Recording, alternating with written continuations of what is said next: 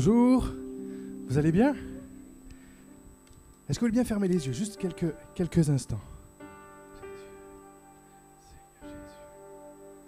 Seigneur Jésus. J'aimerais juste reprendre peut-être une ou deux fois ce dernier refrain qu'on a pris, parce que peu importe ce que je vais annoncer, peu importe ce que je vais dire, peu importe ce que je vais partager, mon désir, le désir de l'équipe pastorale, le désir des leaders de cette église, c'est que la voix de Jésus résonne dans votre cœur et que la croix véritablement est le dernier mot.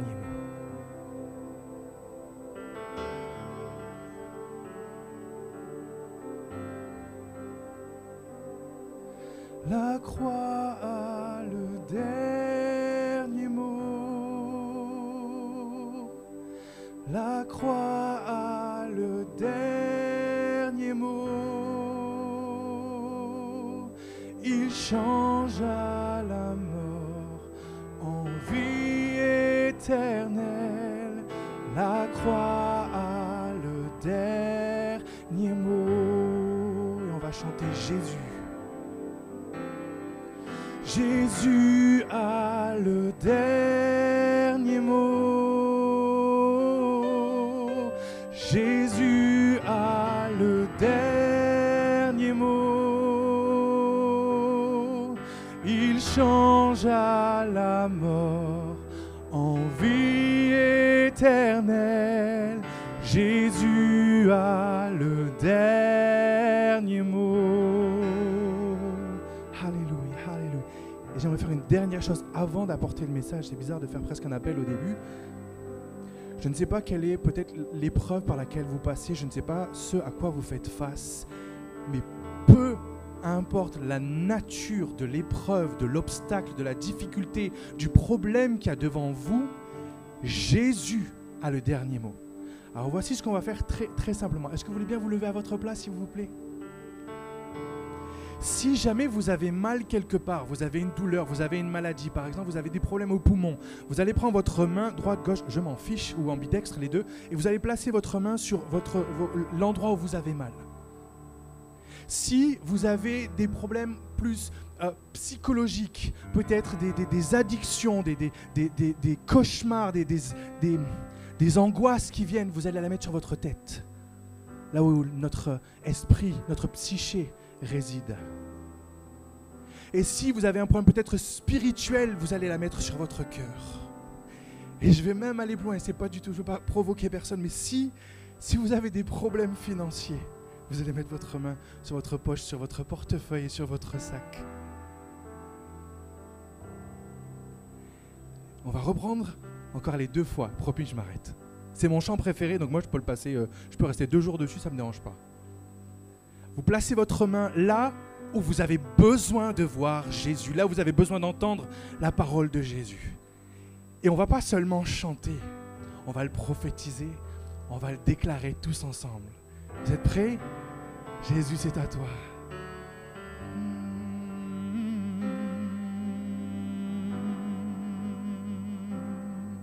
Jésus a le dernier mot. Jésus a le dernier mot. Il changea la mort en vie éternelle. Oh, Jésus a le dernier mot. Une dernière fois. Jésus a le dernier mot. Jésus a le dernier mot. Il changea la mort en vie éternelle. Jésus a le dernier mot. Et est-ce qu'on peut applaudir Jésus à l'avance de ce qu'il va faire? Amen. Merci. Amen. Vous pouvez reprendre place. Merci beaucoup au pasteur Manu qui continue à m'inviter. Je ne sais pas si vous êtes d'accord ou pas, mais c'est pas grave. Moi, je réponds au pasteur Manu et quand il m'invite, moi, je viens avec plaisir.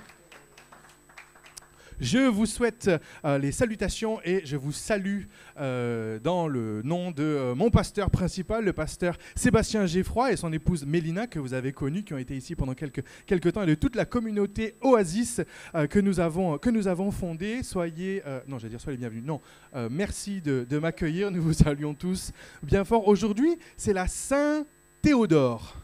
Est-ce qu'il y a un Théodore? Non? Est-ce qu'il y a un Théo? Pas mal, merci. Un Théophile? Un Théodule? Un Théo-Jasmin? Non. La Sainte Théodore. Le titre de mon message de ce matin, c'est un message que j'ai déjà prêché il y a de nombreuses années, et ma femme me disait, mais je crois que tu as déjà prêché à EVL. Donc j'ai bien regardé tout ce que j'ai prêché à EVL, je ne voulais jamais prêcher, de toute façon c'est pas un nouvel évangile, hein. Mais j'aimerais vous parler sur les noms de Dieu. Les noms de Dieu. Mais ce serait sympa de faire les noms de Dieu. Jéhovah, Jésus, Yahweh, El Shaddai, etc., etc. Mais en fait, c'est pas le bon nom. Tu peux mettre la diapo d'après. C'est pas le bon nom. Les noms de Dieu. C'est moins fun, hein? Et donc, pour mes amis Philippe et Yolande,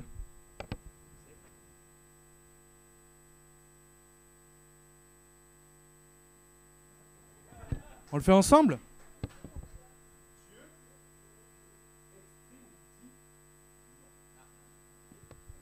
Les noms de Dieu, ou quand Dieu dit non. Quand Dieu dit non. Cette semaine, avec mon épouse et nos 3 enfants, après avoir prié pendant pas mal de temps, pendant plusieurs semaines, après avoir jeûné, après avoir intercédé, après avoir mis du temps à part, après avoir parlé à nos familles et nos amis proches, on a demandé de prier pour un sujet. Il nous fallait une réponse positive. Et on a déclaré, on a proclamé, on a jeûné, on a pris du temps, on a récité la parole de Dieu sur nos vies, notre foyer, et nous avons reçu une réponse de Dieu. Amen. Et la réponse était non.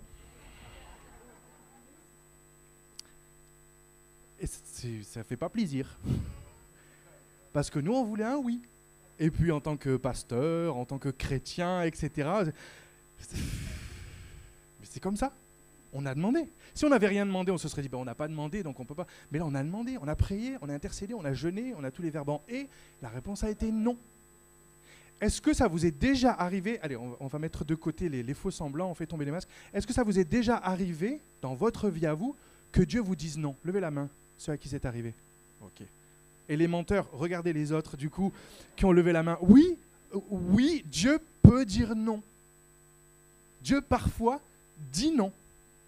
Et à ma connaissance, de par mon expérience et de par ce que je vois dans la Bible, il y a 3 possibilités. Lorsqu'on demande quelque chose à Dieu, il y a 3 réponses possibles. Il y a oui, il y a non, ou il y a pas encore. Dieu parfois dit oui, Dieu parfois dit non, parfois il dit pas encore. Quand Dieu dit oui, c'est facile, on est d'accord. Quand Dieu nous dit oui, vas-y, c'est le bon, c'est la bonne, fonce, je suis avec toi, n'aie pas peur, ne crains rien, là, c'est parti. C'est parti pour les trompettes, on prend le cheval et on y va, c'est génial. On n'aime pas beaucoup quand Dieu nous dit pas encore. À l'âge de 21 ans, après m'être converti, après avoir donné ma vie à Jésus, après être devenu chrétien et avoir une vie complètement transformée en Angleterre, je suis revenu en France chez mes parents et je me suis dit, qu'est-ce que je fais de ma vie? J'étais encore jeune, je me suis dit, est-ce que je reprends les études ou est-ce que je vais travailler? Et j'ai senti Dieu me conduire dans le fait de reprendre mes études. Et donc j'ai entamé une licence d'anglais à la fac de Aix-en-Provence. Et donc j'ai commencé une licence d'anglais et au bout d'un an de licence, donc je n'avais pas de diplôme, rien du tout. J'ai eu à cœur, au travers de d'une discussion avec un pasteur, j'ai eu à cœur, Dieu m'a mis à cœur d'aller faire une école biblique qui se situait aux États-Unis. Bon, pour ça, bien sûr, il y avait plein de papiers à faire et il fallait que je renouvelle mon passeport parce que mon passeport était périmé. Et donc moi, je sentais vraiment, Dieu m'avait dit, André, tu vas aller. J'étais sur le site internet de l'école biblique en Pennsylvanie et j'ai senti vraiment le Saint-Esprit me dire, André, tu vas y aller. Je me suis dit, ok, Génial, super, c'est parti, on lance les démarches. Et je suis allé refaire mon passeport. Et à l'époque, je ne sais pas si c'est toujours le cas, à l'époque, ça prenait 3 semaines. J'ai déposé mon dossier, j'ai tout déposé, les photos, etc. La personne me dit, dans 3 semaines, vous pourrez revenir et on vous donnera votre passeport. Sauf que moi, ce que j'ai fait, c'est que j'étais tellement convaincu et je savais que Dieu m'avait dit, tu vas y aller. Je me suis dit, ok, je vais faire ce qu'on appelle dans le jargon évangélique, je vais poser une toison.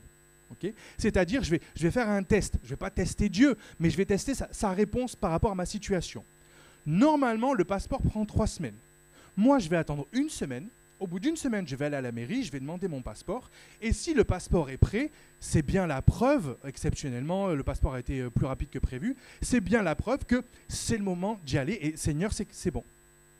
Et donc j'y vais, au bout d'1 semaine, je vois la dame, j'avais un sourire. Je vois la dame, je dis bonjour madame, j'ai récupéré mon passeport au nom de Bernard. Elle cherche, elle dit ah ben désolé, non, je ne l'ai pas, il faut attendre encore 2 semaines.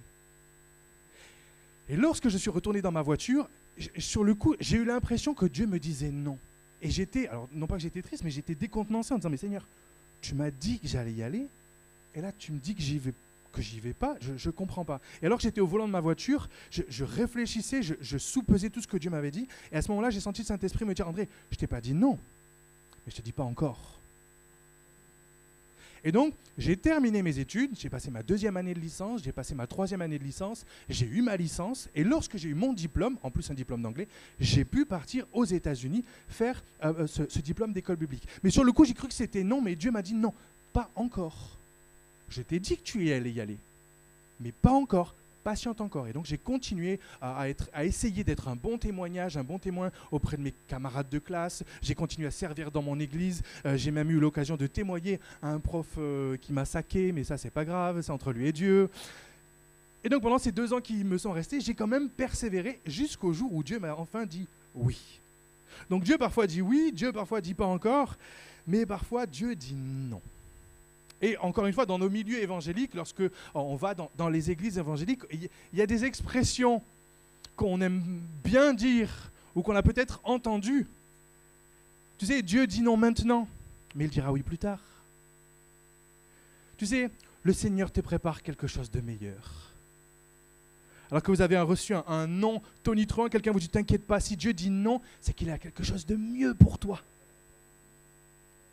De toute façon, le meilleur est devant toi. Et enfin, la dernière qui vaut ce qu'elle vaut, quand Dieu ferme une porte, il ouvre toujours une fenêtre. Vous l'avez déjà entendu celle-là? Alors, elle n'est pas dans la Bible, elle est très jolie. Ces expressions, parfois c'est vrai, ce que je viens de dire, parfois c'est vrai, mais parfois on a l'habitude, enfin moi en tout cas, on a l'habitude de déblatérer par automatisme, de vouloir essayer de consoler les gens, vouloir essayer de rassurer les gens en leur disant ce qu'on pense être bien, mais on n'en sait rien. Parfois ces phrases sont vraies, mais parfois non. Sans vouloir remettre en cause ces propos, donc il faut parfois les remettre en contexte. Comme un bon père, Dieu est notre père, et si vous êtes papa ou si vous êtes maman, parfois on doit dire non à nos enfants. On en a 3 à la maison. Le petit dernier qui a 6 mois, celui du milieu qui a 2 ans et demi, mais en ressenti c'est 44. Et l'aîné qui a 4 ans et demi, Déborah. Et Déborah, je dois lui dire non. Souvent. Je ne pense pas avoir dit plus non en 4 ans qu'en 40 ans de ma vie. En 4 ans, j'ai dû dire non au moins 48 fois par jour à des questions telles que « Papa, on peut manger McDo ? Papa, on peut acheter ça ? Papa, on peut manger McDo ? Papa, je peux venir dormir dans votre lit ? Papa, je peux avoir un bonbon ? Papa, on peut manger McDo ? Papa, on peut encore regarder une vidéo ? Papa, on peut aller au Whoopi Park ? Papa, on peut manger McDo ? Papa, je peux mettre ma robe de princesse pour aller à l'école ? Papa, je peux conduire ta voiture ? Papa, on peut manger McDo ? Papa, je peux enlever ma ceinture ? Papa, est-ce que tu peux voler ? Papa, on peut manger McDo ? De toute façon, c'est un réflexe. Chaque fois qu'on passe devant un McDo, avec ma femme, on se regarde, là, 3, 2, 1, papa, on peut manger McDo ? Alors des fois on dit oui, mais des fois on dit non. Papa, je peux conduire ta voiture ? Non. Papa, est-ce que tu peux voler ? Non. Papa, est-ce que je peux mettre ma robe de princesse avec la couronne pour aller à l'école ? Non. Papa, est-ce que je peux manger 1 kilo de bonbons ? Non. C'est pas parce que je l'aime pas, mais c'est parce que tu peux pas, il faut pas, c'est pas bon pour toi. Dieu parfois nous dit non Et parfois, il nous explique, parfois, il nous montre, parfois, il nous révèle pourquoi. Et alors, on lui en est extrêmement reconnaissant. Un non de la part de Dieu peut nous faire mal, mais nous ne devons pas laisser les noms de Dieu, N-O-N, nous éloigner de lui pour autant. J'aimerais pouvoir dire, pouvoir prêcher tout le temps que des bonnes choses, que des bonnes nouvelles. J'aimerais pouvoir dire à chaque fois que quelqu'un se présente à l'onction d'huile ou à l'imposition des mains ou que quelqu'un me parle, j'aimerais pouvoir lui dire à chaque fois, t'inquiète pas, Dieu va te guérir. J'aimerais pouvoir dire à chaque fois, t'inquiète pas, Dieu va te donner une femme ou un mari. J'aimerais pouvoir dire, Dieu va te donner un meilleur travail. Dieu va te donner ceci, Dieu va te donner cela. Dieu va faire disparaître tes ennemis, tes maladies, tes soucis, tes problèmes, etc. Mais s'il ne le fait pas, ça ne veut pas dire qu'il ne peut pas. Et ça ne veut pas dire qu'il ne le veut pas parce qu'il ne t'aime pas, mais il y a parfois des temps difficiles que nous devons traverser, par lesquels nous devons passer, pour que Dieu nous montre qu'il est quand même là. Et ça, c'est pas facile à entendre, et c'est encore moins facile à dire. Et je dois prêcher en tant que pasteur, mais aussi en tant que chrétien, on doit croire et on doit prêcher toute la parole, même lorsqu'elle ne nous fait pas plaisir, même lorsqu'elle ne nous arrange pas, même lorsqu'elle nous embête, même lorsqu'elle nous contrarie, même lorsque, comme on dit chez moi, lorsqu'elle nous enquiquine. Ah bon, pasteur, la parole de Dieu est enquiquine? Oh oui, parfois la parole de Dieu, elle m'enquiquine. Parce qu'il y a des fois des choses que je ne veux pas. Il y a parfois des histoires dans la Bible, je me dis, ok, c'est super dans la Bible, mais pourquoi je suis obligé de les vivre moi? Non, j'en veux pas de cette épreuve, j'en veux pas de cet obstacle, j'en veux pas de cette difficulté. Et pour ceux qui peut-être sont d'une certaine école de pensée qui dit que non, avec Dieu, tout va toujours bien, ou dans le sens qu'on n'a jamais de problème, regardez simplement dans la Bible la fin de vie des disciples. Entre celui qui a été crucifié la tête en bas, celui qui a été scié en deux, celui qui a été ébouillanté, celui qui a fini prisonnier jusqu'à un âge avancé sur une petite île en Méditerranée à casser des cailloux. Allez dire à Pierre, l'apôtre Pierre, lorsqu'il s'avançait vers Jérusalem et qu'il allait être crucifié lui aussi la tête en bas, allez lui dire le meilleur est devant toi.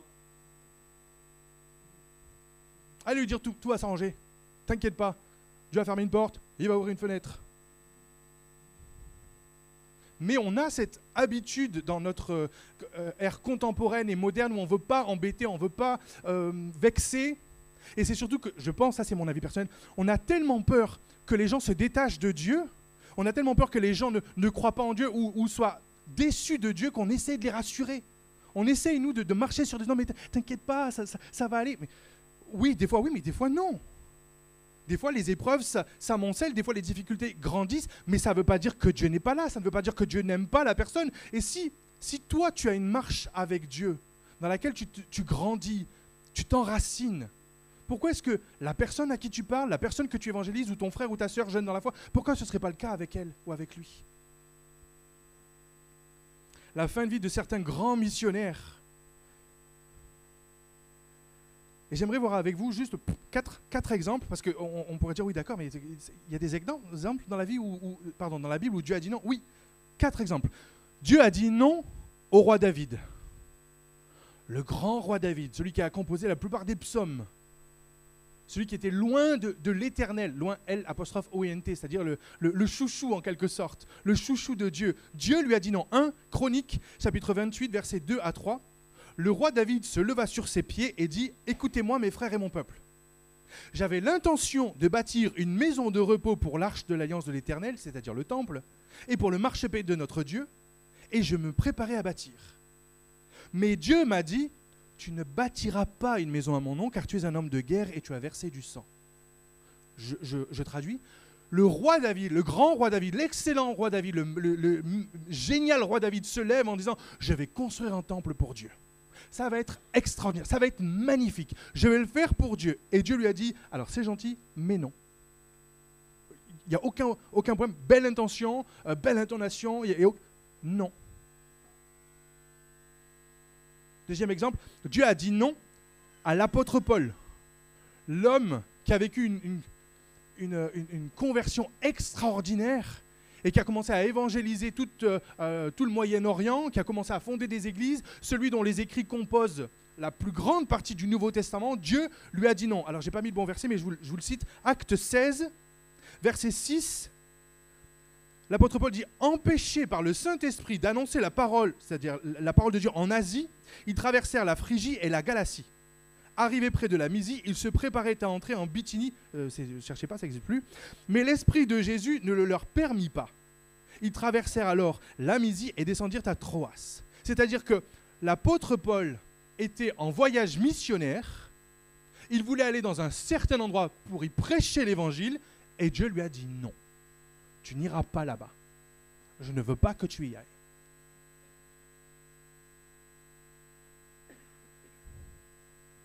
Un autre exemple, Dieu a dit non à Jésus. Dieu a dit non à son propre fils. Au moment le plus crucial, le moment pivot de toute l'humanité, alors que Dieu avait toujours répondu favorablement, positivement à chacune des requêtes que Jésus avait formulées, Jésus, Matthieu chapitre 26, verset 39, c'est écrit, puis, ayant fait quelques pas en avant, il se jeta sur sa face et pria ainsi, mon Père, s'il est possible que cette coupe s'éloigne de moi, toutefois non pas ce que je veux, mais ce que tu veux. C'est-à-dire, là encore je m'excuse, je préfère, pour ceux qui n'ont pas le contexte, alors que Jésus sait qu'il va être crucifié sur une croix, qu'il va mourir, qu'il va être abandonné, qu'il va être seul, il demande à Dieu, son Père, j'ai pas envie. Si c'est possible, moi je veux bien prendre un raccourci. Moi je veux bien prendre un autre chemin. Demandez une fois. Il a insisté, verset 42. Il s'éloigna une seconde fois et pria ainsi, mon Père, s'il n'est pas possible que cette coupe s'éloigne sans que je la boive, que ta volonté soit faite. Et il a même, verset 44, il les quitta et s'éloignant, il pria pour la troisième fois, répétant les mêmes paroles. C'est-à-dire que Jésus ne voulait pas aller à la croix. Jésus il était Dieu, il était homme, mais il n'était pas maso. C'était pas, vous m'excuserez le vocabulaire, mais c'était pas son kiff. Jésus ne se languissait pas d'être crucifié sur une croix. Jésus ne se languissait pas qu'on lui arrache les poils de la barbe et qu'on lui mette une couronne d'épines sur la tête. Jésus ne regardait pas avec anticipation, il ne se languissait pas d'être battu, d'être torturé, d'être laissé sur une croix. C'était pas ce qu'il voulait. Et à 3 reprises, il a demandé à Dieu son Père, si c'est possible, s'il y a un autre moyen. N'importe quoi. Ok, je valide. Je veux bien. Mais à 3 reprises, son Père lui a dit, non, il n'y a pas d'autre moyen. Non, il n'y a pas de raccourci. Non, il n'y a pas d'autre chemin. C'est sur ce chemin que je veux que tu marches. Et Jésus, parce qu'il a été obéissant, parce qu'il savait que même s'il ne comprenait pas, même s'il ne le voulait pas, Dieu son Père l'avait ordonné, alors il a obéi. Et il a fait ce que son Père lui a demandé. Alors oui, effectivement, le meilleur était devant lui, parce qu'après la mort, il y a eu la résurrection. Mais mourir, je sais pas, ça m'est jamais arrivé, mais ça doit pas être fun. Être crucifié, ça doit pas être agréable. Une couronne d'épines plantée sur le front, ça doit pas être GG. Devoir porter sa croix, mourir asphyxié comme ça pendant des heures, cloué sur un bout de bois, moi non, ça va, c'est gentil, merci, je prendrai un Big Mac. Et pourtant, lui, c'est ce qu'il a subi, c'est ce qu'il a accepté de faire, en accord avec la parole de son Père. Oui, le meilleur était devant lui, Dieu préparait quelque chose de mieux, de meilleur pour lui, mais ce meilleur ne se situait pas de ce côté de l'éternité. Il y en a 2 qui ont dit oui. Il se situait de l'autre côté de l'éternité. Il a dû mourir à lui-même, mourir physiquement pour pouvoir ressusciter. Et là, oui, là c'était le kiff. Ça c'était le meilleur. Là c'était pas une fenêtre qu'il a ouverte, Dieu, c'était une baie vitrée. Cette porte double battant. Mais il a fallu passer par ce moment difficile. Il a fallu passer par la mort à soi-même. Ça n'a pas empêché Jésus de passer par l'épreuve, par la souffrance, par la solitude, par l'angoisse, par la torture. Il y a même peut-être un 4e exemple. Dieu a dit non au roi David, Dieu a dit non à l'apôtre Paul, Dieu a dit non à Jésus. Et j'allais dire peut-être, non pas que ce soit présomptueux de ma part, mais Dieu te dit non à toi.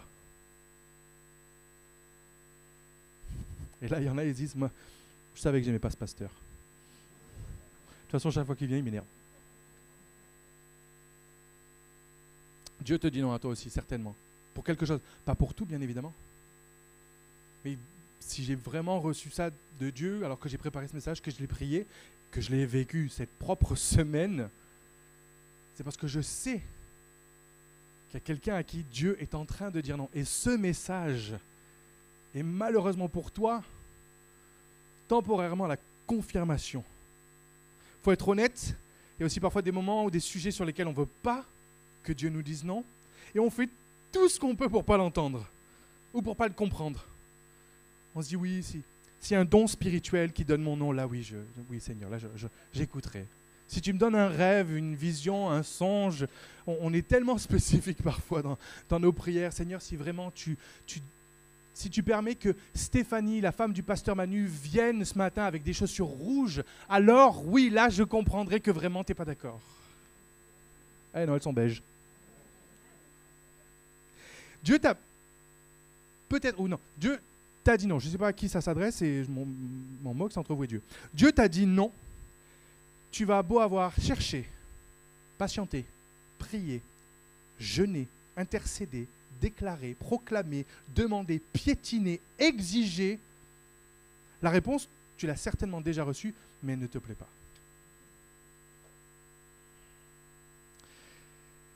C'est pourquoi je pense avoir reçu une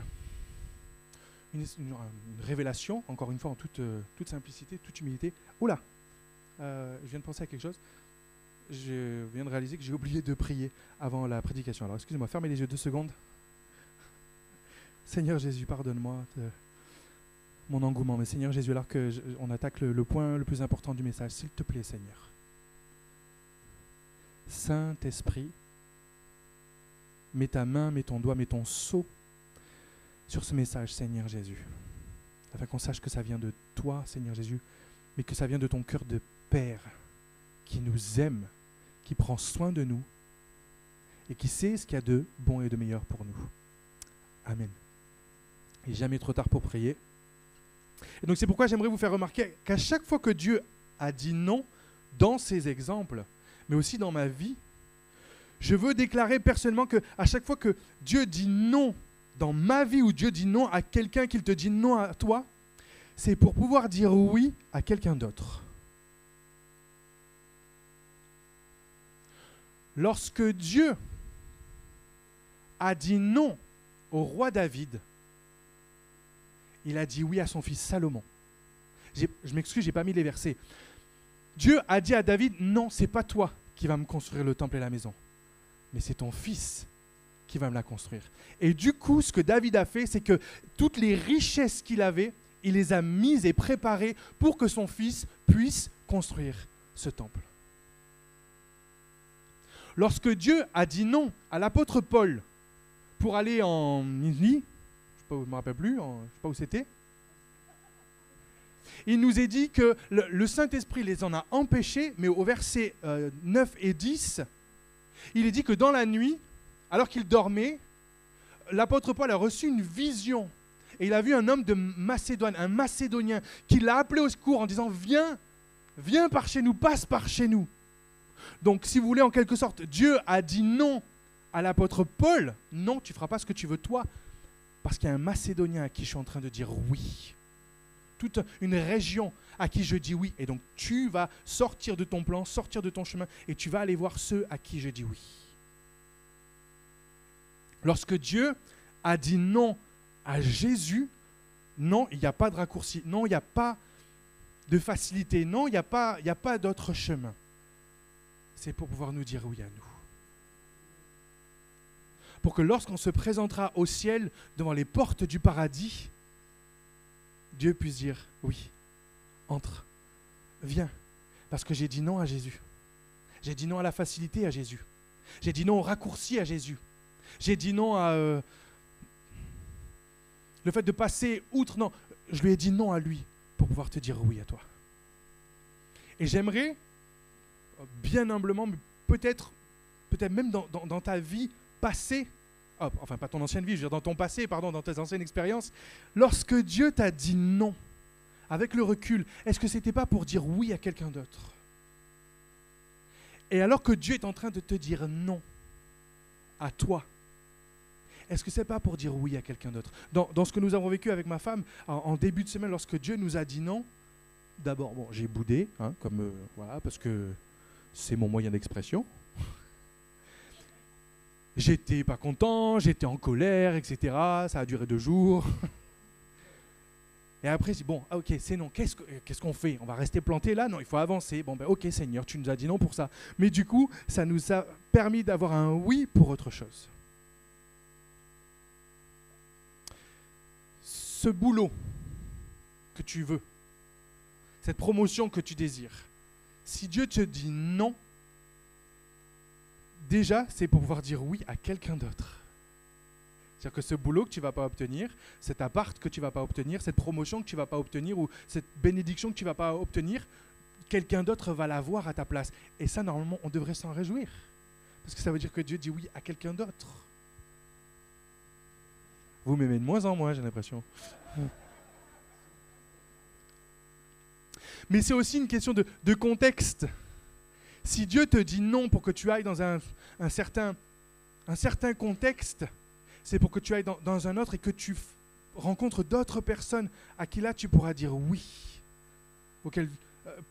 pour qui Dieu va pouvoir t'utiliser pour pouvoir parler.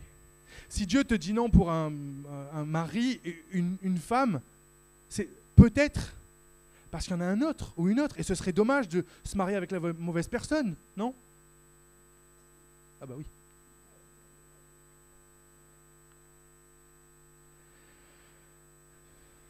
Si Dieu te dit non à toi, c'est pour qu'il puisse dire oui à quelqu'un d'autre. Et encore une fois, je ne suis pas sur les réseaux, j'ai pas Facebook, j'ai ni TikTok, ni Snapchat, ou je ne sais pas quoi. Donc du coup, la seule façon de raconter ma vie, c'est de la prêcher. Avec ma femme, on a un rêve dans notre cœur depuis avant même qu'on se marie. On a un projet de vie qu'on aimerait tellement qu'il se réalise, mais il ne peut pas se réaliser ici en France. Il se réalisera, si Dieu veut, à l'étranger. Et ça fait des années qu'on prie pour ça. Et Dieu nous a dit non. Et vous voulez que je vous dise pourquoi il nous a dit non? À cause de quoi il nous a dit non? À cause de vous. C'est à cause de vous qu'on est encore là. C'est pour que vous puissiez écouter ce message. Et que vous puissiez dire oui. Alors voilà ce qu'on va faire. Vous allez dire oui au message et vous allez nous lâcher la grappe et nous on va pouvoir partir. Pareil pour Internet, hein. Ça va aussi pour ceux qui écouteront sur YouTube. Je plaisante à demi. Parce que depuis toutes ces années où on n'a pas encore réalisé ce projet, on est en France et ça fait 1, 2, 3, 4 églises dans lesquelles on sert. Et bien humblement, je pense qu'on y va en tout cas pour bénir les gens. On a vu des conversions, on a vu des gens être baptisés du Saint-Esprit, on a vu des gens rencontrer Dieu. Et donc c'est au travers de nous et de notre ministère que Dieu l'a fait. Et si on n'avait pas été là, il ne l'aurait pas fait. Ces personnes n'auraient pas été bénies, ces églises n'auraient pas été bénies, ces vies n'auraient pas été changées, ces situations n'auraient pas été changées, ou du moins Dieu l'aurait fait au travers de quelqu'un d'autre, mais pas au travers de nous. Donc oui, d'un côté, on espère encore que peut-être un jour ce projet se réalise, mais en attendant, si Dieu nous dit non pour ce projet, c'est pour pouvoir dire oui aux personnes que l'on côtoie encore, les collègues de travail, les voisins, les nouveaux voisins, les anciens voisins, les familles, les amis, etc. Toutes les personnes auprès de qui on est encore en contact. Est-ce que vous voyez ce que je veux dire? Si Dieu te dit non par rapport à quelque chose, même si c'est très cher à ton cœur, ne le vois pas comme uniquement un non, mais vois-le pour un oui détourné. Un oui déguisé, si je peux me permettre. Alors certes, c'est pas la réponse qu'on voulait, mais si c'est la réponse de Dieu, alors c'est que c'est bon pour nous. Amen. Je vais demander aux musiciens, à l'équipe de louange, de bien vouloir me rejoindre s'ils veulent bien. Vous savez, dans Jésus, qui peut épeler Jésus? Je vous écoute. Pas mal. J-E-S-U-S. Dans Jésus, il y a 2 S. Et l'image que j'ai, moi, le moyen mnémotechnique que j'aime retenir par rapport à ça, c'est que le premier S, c'est le S de sauveur. Jésus est notre sauveur. Il vient et de manière fracassante, tonitruante, extraordinaire, il vient nous sauver de nos péchés, de notre nature charnelle, de notre vieille nature. C'est extraordinaire. C'est notre sauveur. Mais il y a un deuxième S à Jésus. c'est notre Seigneur. Et celui-ci, il est silencieux. Le S, en français du moins, le deuxième S est silencieux. Et le Seigneur, c'est celui qui gère, celui qui dirige, celui qui règne sur nous. Et ça, c'est pas tonitruant, ça. Ça, des fois, ça fait pas plaisir, des fois. Quand on a un supérieur, que ce soit au travail ou quoi, ou qu'on a un supérieur hiérarchique auprès de qui on doit rendre des comptes, à qui on doit obéir, quoi qu'il en coûte, des fois, ça ne nous fait pas plaisir. Et pourtant, c'est le cas. Donc oui, c'est notre Sauveur, mais c'est aussi notre Seigneur. Ce qui veut dire que parfois, il nous demande de faire des choses qui ne nous font pas plaisir. Parfois, il nous apporte des réponses qui ne nous font pas plaisir. Mais Jésus est et doit régner dans nos vies, dans nos cœurs, dans nos décisions et dans nos choix. Une fois, alors que je marchais et que je priais, vous savez, dans la Bible, il est écrit qu'au travers d'une parabole, il y a des serviteurs qui un jour, après avoir travaillé pour leur maître, plus ou moins bien, le maître vient et lui dit « C'est bien, bon et fidèle serviteur. Entre dans la joie de ton maître. » Vous connaissez cette parabole ? C'est des paraboles qui nous encouragent justement à travailler pour le Seigneur, à faire ce que le Seigneur nous demande. Et alors que je marchais, le Saint-Esprit m'a mis à cœur cette pensée, cette vision. Il m'a dit « André, tu vis ta vie comme si, à la fin de ta vie, une fois que tu arrives au ciel, c'est toi qui devais dire à Dieu, c'est bien, tu as été un bon Dieu, tu m'as bien servi, je peux rentrer dans ta joie. »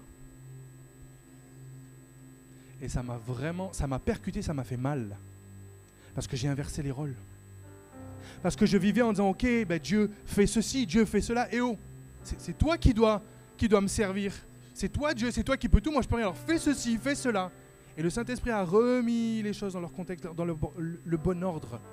Il m'a remis les pendules à l'heure. Et j'ai commencé à pleurer en disant, mais c'est vrai, c'est moi qui me comporte comme Dieu et je te traite comme mon serviteur. Alors que c'est l'inverse. Je ne sais pas qui a besoin de l'entendre. Dieu n'est pas ton serviteur.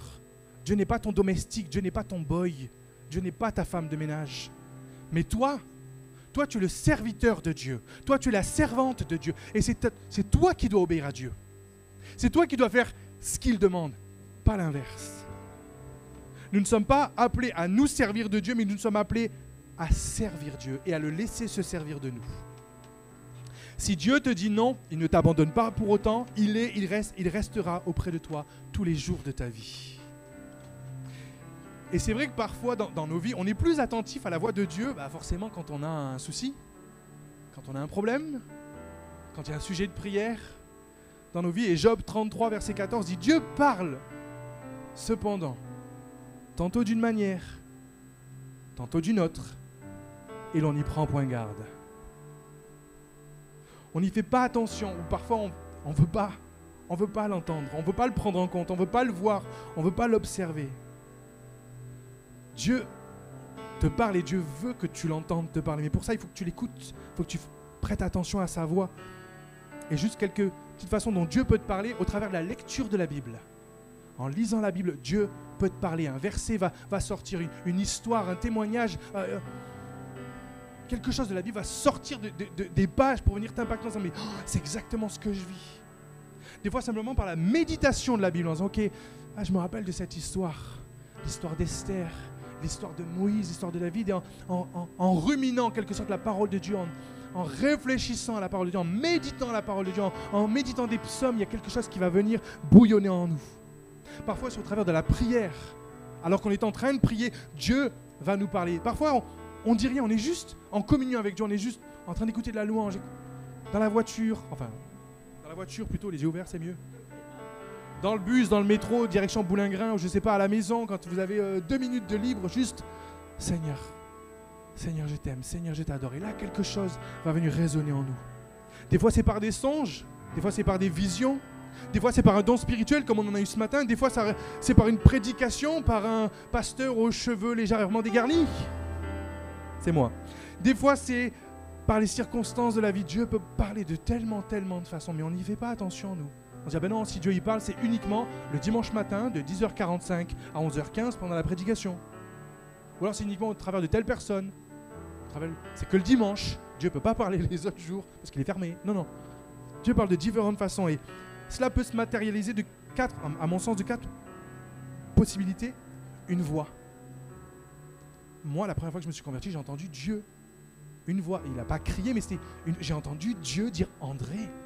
André, je t'aime. André, je te pardonne. J'ai entendu, pourtant, ce n'était pas autour de moi, mais j'ai entendu cette voix. Parfois, c'est une voix intérieure. On sait qu'il n'y a personne, mais il y a quelque chose dans notre cœur qui parle. C'est la voix de Dieu. Parfois, c'est au travers d'une paix, tout simplement la paix de Dieu. Par rapport à une situation, Dieu met simplement sa paix. Il ne dit rien, mais juste il dépose la paix alors que tu étais angoissé. Oh. Et parfois, à l'inverse, alors que tu demandes la réponse de Dieu par rapport à une situation, il va te mettre un espèce de malaise. Tu ne vas pas être bien, tu ne vas pas être confortable, tu sais pas ce que c'est, tu ne peux pas mettre ton doigt dessus, mais tu sens qu'il y a quelque chose qui ne va pas.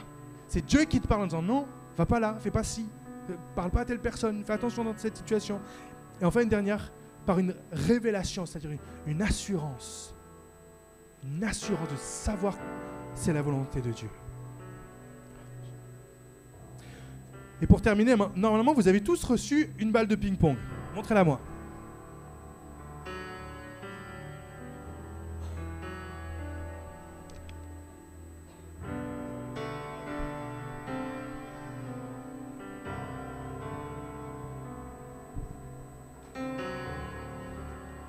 Tout le monde là?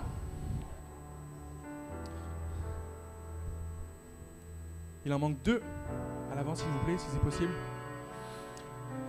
Vous allez prendre votre balle de ping-pong. Allez-y, levez-la. Non, ne la faites pas tomber.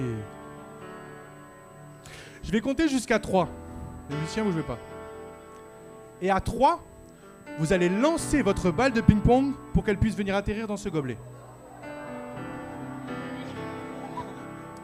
Attendez, j'essaie de voir. À quel moment je vous ai demandé votre avis déjà?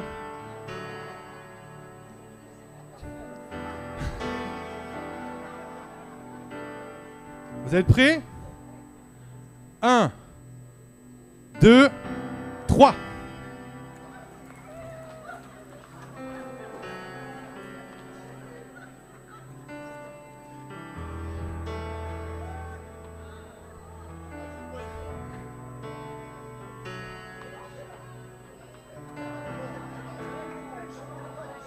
Et combien t'en as donné, Stéphanie?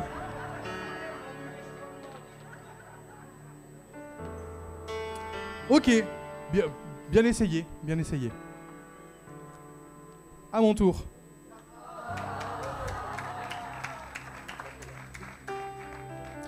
Comment ça se fait que vous n'avez pas réussi et moi j'ai réussi? Parce que je suis plus près. C'est à cause de la proximité.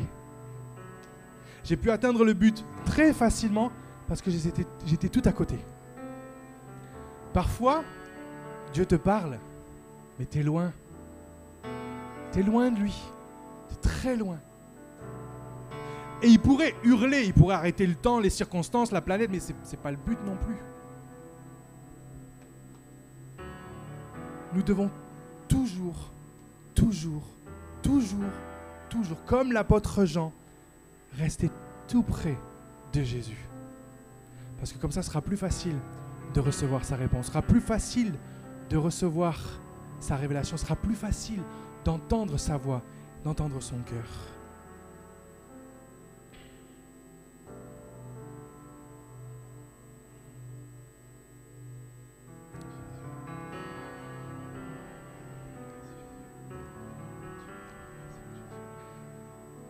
J'aimerais faire ce qu'on appelle un appel. Je ne sais pas qu'est-ce qui vous a touché dans ce message. J'espère qu'une chose vous a touché. Quelque chose vous a parlé. Et voici ce qu'on va faire alors qu'on va prendre un chant. Je vais décrire des situations et peut-être que c'est une des tiennes. Dieu t'a dit non et tu n'arrives pas à, je m'excuse, tu n'arrives pas à t'en remettre. Tu n'arrives pas à dépasser le non que Dieu t'a donné. Dieu t'a dit non, mais tu n'arrives pas à l'accepter. Tu es encore en train de te battre. Tu es encore en train de dire non, mais ça peut-être être autre chose. Non, Dieu t'a dit non pour quelque chose.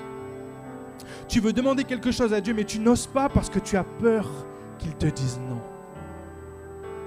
Il y a une prière que tu aimerais faire monter, mais tu as tellement peur que Dieu dise non. Tu as tellement peur du refus que tu ne la fais pas. Dieu t'a dit non sur un sujet ou quelque chose, mais tu n'as pas écouté, tu as foncé quand même, Tu as désobéi et tu dois te repentir. Tu dois demander pardon à Dieu d'avoir désobéi, alors qu'il t'avait clairement dit non.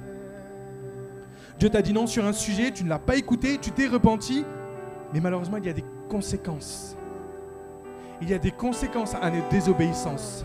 Ça ne veut pas dire que Dieu ne t'aime pas, ça ne veut pas dire que Dieu t'a abandonné, mais il y a des conséquences. De la même façon que lorsque le roi David a trompé, a commis l'infidélité avec Bathsheba, il y a un enfant qui est arrivé, il y a un enfant qui était en chemin. Il a dû travailler avec ses conséquences. Ou enfin, tu as demandé quelque chose à Dieu, mais tu n'as pas encore eu de réponse. Vous voulez bien vous lever à votre place? On va simplement chanter ce chant et alors qu'on va fermer les yeux, parle à Dieu. Quelle que soit cette situation, laisse-le toucher ton cœur, laisse-le poser sa main sur ton cœur, laisse-le traiter ce sujet.